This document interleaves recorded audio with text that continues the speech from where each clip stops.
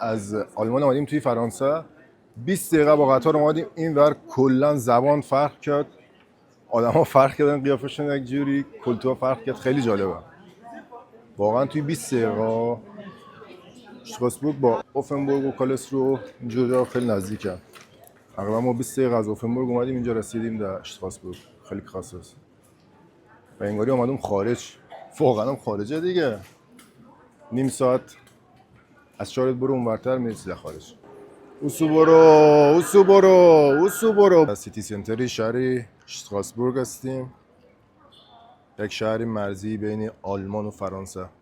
برای خوش آمدگویی ویو که الان دیدیم واقعا زیبایه. خدا وکیلی باید داخل شهرم دید. من خیلی کنجکاو هستم که ببینم داخل شهر چجوریه. به اونجا میبینید که جای چیلکس داره برای نشستن. اون برم پاساژ است. به آجی دارم تعریف میکنم انگار مغازه یا دارم جنس بفروشم. به بیاید این بری بازار. آب لجن اینجا فقط خوراک از که کروکودیل باشی توی از یا شنا کنی. شهر قشنگیه تا اینجا.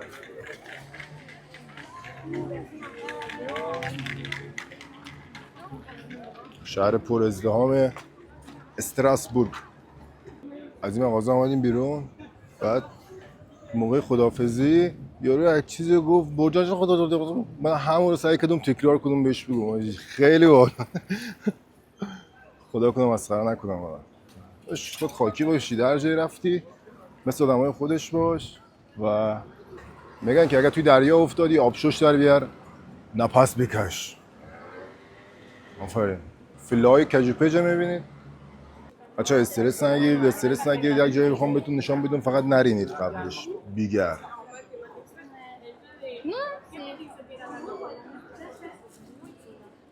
بخیر.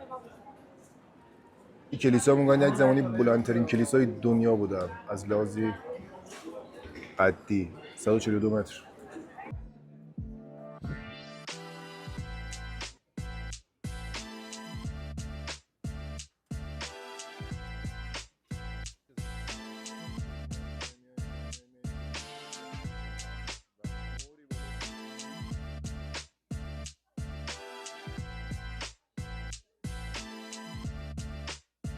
و خود طبیعت با رنگ‌های خودمو داره میگه که تابستان رو با پایان است و داره فصل پاییز و زمستان فرا میرسه. بگیر برای که پرواز میکنم.